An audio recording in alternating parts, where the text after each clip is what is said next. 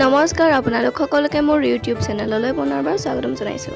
যিহেতু বছৰেকীয়া ধানৰ পূজাৰ বাবে আমাৰ গাঁৱত পাঠ কীৰ্তন চলি আছে, সেইকাৰণে ভাবিলোঁ যে ইয়াৰে কিছু দৃশ্য আপোনালোকৰ মাজলৈ আপোনালোকৰ হয়তো মনত আছেনে নাই নাজানো, কিন্তু মই কেঁচাখাইটি থানখনৰ ওপৰত এটা ভিডিঅ' দিছিলোঁ আৰু সেই থানখনৰে আজি বছৰেকীয়া পূজা আছে আৰু সেই পূজাতে আজি যাওঁ। এতিয়া মই প্ৰথমতে গৈ পেলাই শৰাই এভাগ আগবঢ়ালোঁ আৰু এইখনে হৈছে কেঁচাখাইটি থান।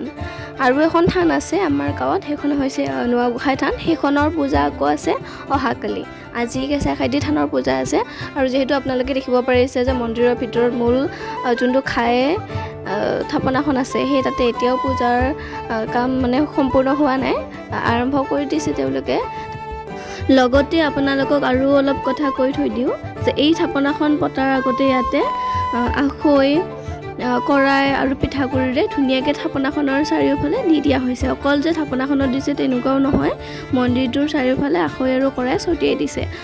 হয়তো শুচি কৰিবৰ কাৰণে সম্ভৱ, যিহেতু মই ইমান নাজানো। আৰু এতিয়া তেওঁলোকে ধুনীয়াকৈ থাপনাবিলাক পাতিবলৈ আৰম্ভ কৰিছে আৰু এইফালে আমাৰ প্ৰসাদৰ যা যোগাৰ চলি আছে। যিহেতু ইয়াতে কামবোৰ ধুনীয়াকৈ নিয়াৰিকৈ চলি আছে, সেইকাৰণে ভাবিলোঁ যে ইয়াতে সম্পূৰ্ণ হোৱালৈকে মই আপোনালোকক আৰু এখন ধুনীয়া ঠাইৰ পৰা ঘূৰাই লৈ আহোঁ বলক। ইয়াতে পানীৰ মাজত আছে ভগৱান গণেশৰ মূৰ্তি, সেইকাৰণে ভাবিলোঁ যে তাতে যিহেতু শৰাইখন দি থৈ আহিলোঁ, সেইকাৰণে ইয়াতে চাকি আৰু ধূপ কেইডালমান জ্বলাই থৈ যাওঁ। আমাৰ সকলোৰে মংগলৰ বাবে, আপোনালোক সকলোৰেও ভাল হওক, মোৰো ভাল হওক, সকলোৱে ভালে কুশলে থাকক।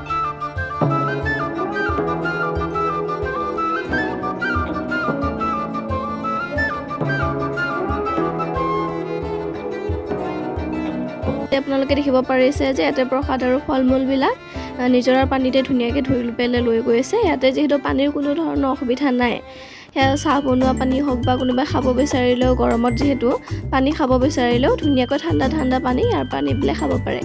আৰু আমিও আপোনালোকক এটা ভিডিঅ'ত দেখাইছিলে যে আমিও এই নিজৰাৰ পানীয়ে খাওঁ।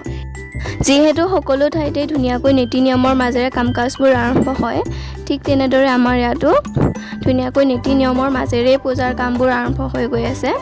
আৰু আমাৰ মন্দিৰটো পাহাৰৰ দাঁতি কাষৰত হোৱাৰ বাবে মন্দিৰটোৰ পিছফালে কিছুমান সৰু সৰু সুৰংগ আছে, কিছুমানত নিজৰাৰ পানীও বৈ গৈছে আৰু মন্দিৰৰ চাৰিওফালৰ সৌন্দৰ্য একেবাৰে ধুনীয়া। সেউজীয়া পৰিৱেশ, ওচৰতে এটা ধুনীয়াকৈ ডাঙৰ নিজৰা আছে। কেঁচাখাইটি থানখনৰ লগতে হৰগৌৰী মূৰ্তি আছে, গণেশৰ মূৰ্তি আছে। খুব সুন্দৰ ঠাই, খুব সুন্দৰ ঠাই। আপোনালোকে কেতিয়াবা সময় পালে আহিব। আৰু এইফালে আমাৰ পূজাৰ কাম সম্পূৰ্ণ হৈ গ'ল আৰু এতিয়া যিহেতু আমাৰ ঘাই চাকি লগাই হৈ গ'ল, থাপনা পাতি হৈ গ'ল, এতিয়া সকলো ইয়াতে আমি পূজা কৰিব লাগিব, সেৱা কৰিব লাগিব।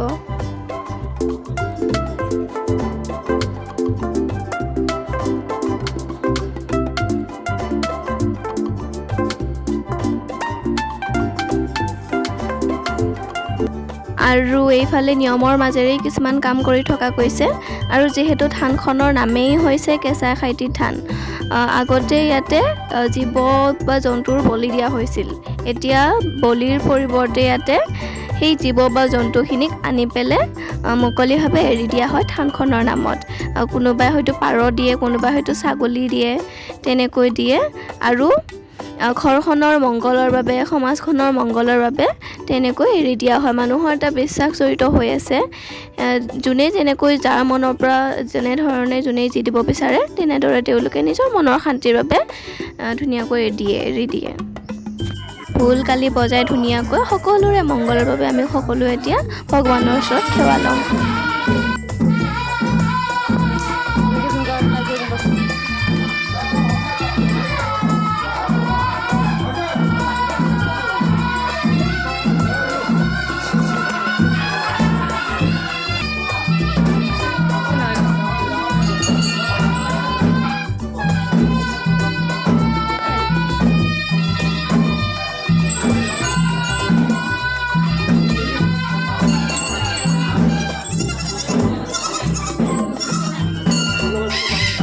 মন্দিৰত ধুনীয়াকৈ নাম ধৰা হ'ল, প্ৰসাদো খালোঁ আৰু মন্দিৰত নাম ধৰা সেইখিনি সময়ত মই ভিডিঅ' বনাই নাথাকিলোঁ। আৰু তাৰপিছত এতিয়া প্ৰসাদ খাই লৈ কিছুমান প্ৰসাদ ঘৰলৈ বুলি টোপোলা বান্ধি ধুনীয়াকৈ পথৰৰ ৰাস্তাৰ মাজেৰে এতিয়া ঘৰলৈ যাওঁ।